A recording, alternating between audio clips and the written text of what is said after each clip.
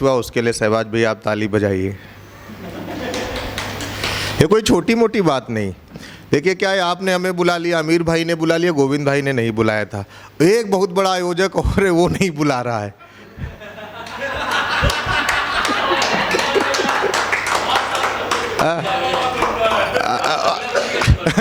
तो अब यहाँ तक हम आ गए तो हमें उम्मीद है वो भी बुला लेंगे। अभी मतलब यार कोई बात नहीं, लेकिन मैं गोविंद भाई को बहुत मुबारकबाद देता हूं कि लखनऊ जैसे शहर में यार इतना प्यारा आपने कार्यक्रम आयोजित किया है। और लखनऊ की आन बान शान शायरी जिनके कंधे से मतलब चल रही है, जिसका जिम्मा उन्होंने उठा रखा है। मैं अमीर फैजल साहब का भी नाम ले सकता हूं लेकिन नहीं लूँगा। मैं नाम उनका ले सकता हूं, नहीं लूँगा, लेकिन इस जिम्मेदारी को बाखूबी अगर कोई निभा रहा है तो मेरे बड़े भैया आदरणीय शहबाज ताली भैया निभा रहे हैं। इसलिए मैं उन्हें प्रणाम करता हूं, उनकी उपस्थिति है। क्यों समझिए, शायरी जहाँ जहाँ सुनी जाती है कि सब उनके शागिर्द ही हैं, और जो नहीं थे वो हो जाएंगे कुछ दिन में। लोग गोविंद भाई पार्टियां तोड़ रहे हैं, नेता तोड़ रहे हैं, लेकिन शहबाज भाई पे आरोप है कि वो शागिर्द तोड़ रहे हैं। ये क्लिप भेज दी जाए। तो शहबाज भाई पे आरोप है कि शागिर्द तोड़ रहे हैं, लेकिन बड़ी मोहब्बत का काम कर रहे हैं। शहबाज भाई ये काम करते हैं कि वो देखते हैं कि अगर कोई लड़का कोई अच्छा काम कर रहा है तो उसको आगे लेके आने का काम करते हैं। उनका एक बड़ा दिल है। हाँ, ये हमको तारीफ करनी है यार, हमको जश्न गजल पढ़ना है भाई। हाँ, तो ऐसे थोड़ी है, आमिर भाई की तरह थोड़ी कहाँ पढ़ पाएंगे। एक बार नाम लिया शहबाज भैया का, इनको पता ही नहीं कार्यक्रम कैसे निकाले जाते हैं। बहुत बहुत मोहब्बत यार, बहुत बहुत प्यार। आप सब मतलब बस हमारी कोशिश रहती कि आप सब हंसते रहें, मुस्कुराते रहें। अभी ये अपना हर्षल भाई वो बीट बॉक्सिंग कर रहा था, तो मैं सोच रहा था बीट बॉक्सिंग का इजाद कब हुआ होगा, कब उत्पन्न हुआ। एक्चुअली इनके घर में फंक्शन था, डीजे वाला आया नहीं, तो इन्होंने अपने पिताजी से कहा मैं इसको संभालूंगा। माइक पहुंची, पूरा डीजे का जिम्मा इन्होंने अपने कंधे पे उठाया।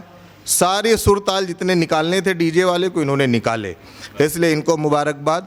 और वो भाई शायरी कर रहा था, गोविंद भाई कह रहा था कि मतलब घर भी आ जाना, मोहब्बत न करना, होठों से लगा लेना, फिर भी मोहब्बत न करना। जब तुमको कुछ करना ही नहीं है तो इतनी मेहनत करने की क्या ज़रूरत थी। वो शायरी में कहें कि वो इश्क में बीमार है वो मर्द है। अगर इश्क में कोई बीमार है तो मर्द नहीं है, नहीं है भाई। अब हम शब्द नहीं बोलना चाहते, नामर्द है।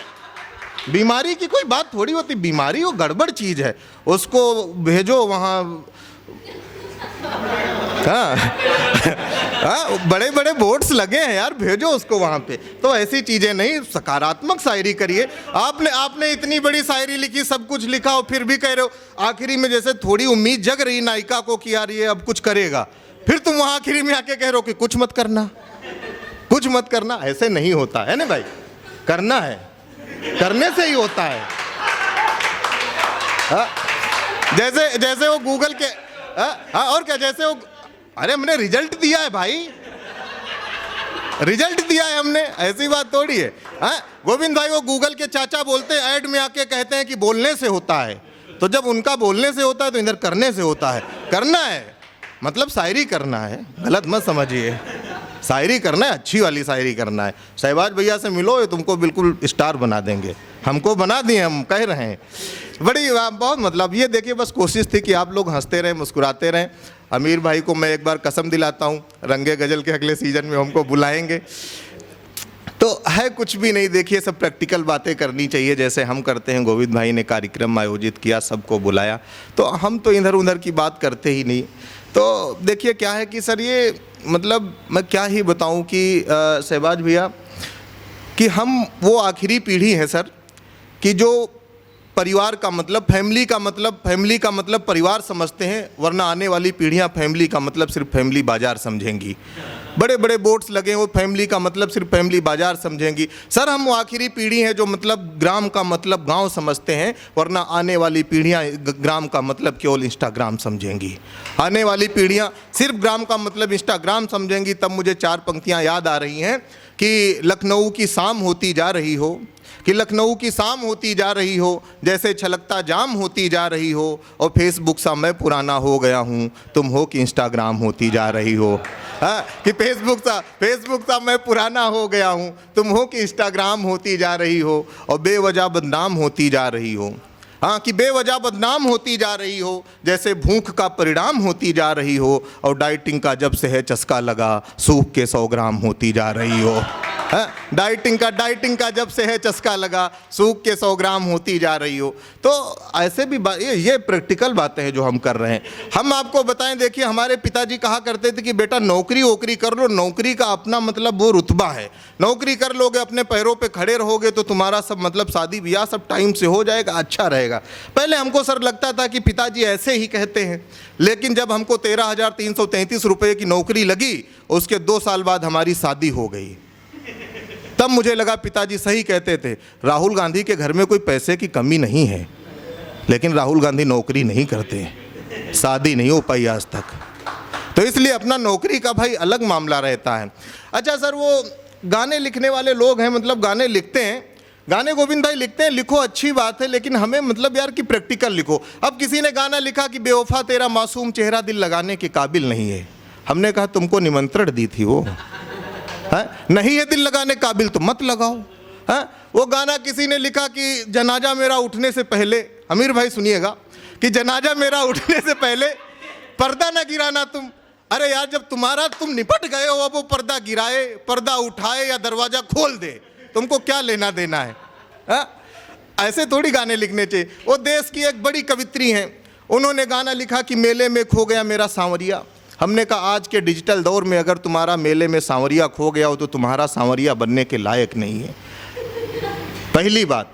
और दूसरी बात, इस पे गीत लिखने की आवश्यकता ही नहीं है।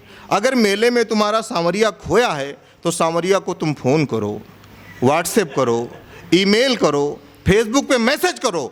उसके बाद भी अगर तुम्हारा सांवरिया नहीं मिल रहा तो उत्तर प्रदेश पुलिस को फ़ोन करो। उत्तर प्रदेश की पुलिस जब भैंस ढूंढ लाती है तो सांवरिया तो कौन बड़ी बात है।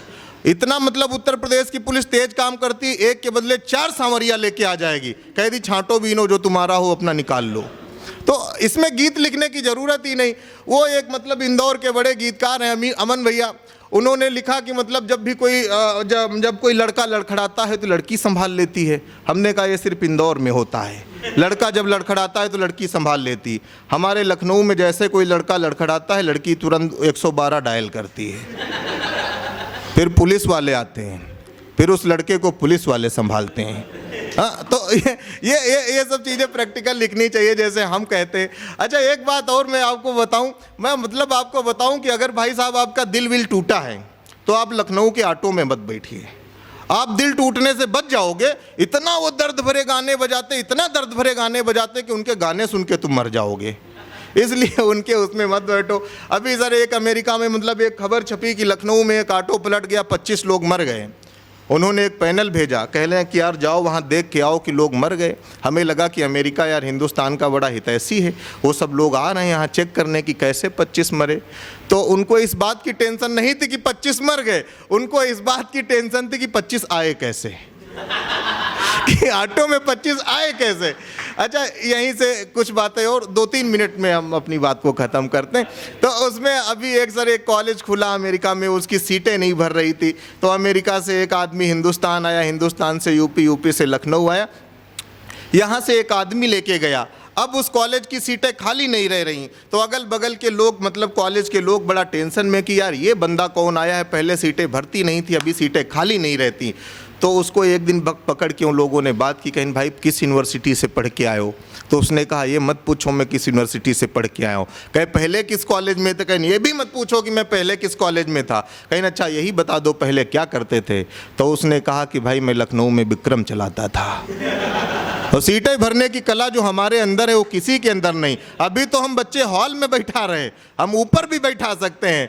तो ये लखनऊ का आदमी टैलेंटेड आदमी होता। अच्छा, लखनऊ का आदमी बड़ा ही टैलेंटेड है वो सर। मतलब वो मुंबई में बैठे लोग ऐड बनाने के लिए मतलब 1-1 करोड़ रुपए दे देते कैटरीना कैफ को एक साबुन पकड़ने के लिए। यहाँ कैटरीना कैफ या मुंशी पुलिया चौराहे पे 5 साल से गन्ने का जूस बेच रही, गिलास पकड़े, 1 रुपया नहीं दिया।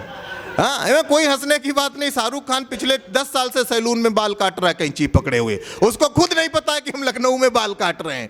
तो ये लखनऊ का आदमी यार बड़ा टैलेंटेड आदमी होता है। एक ऑब्जर्वेशन और बताता हूँ, बारात में गया सर, बाराती अगर जैसे ही गाड़ी से, अपनी स्कॉर्पियो से, बोलेरो से, जिस भी गाड़ी से गया, उतर के बाराती पक्ष से अगर कोई बात पूछता है तो पूछने वाली बात 100% ठेके का पता होती है। बिल्कुल हाँ, ये सिराज भाई ने उसको समर्थन किया है।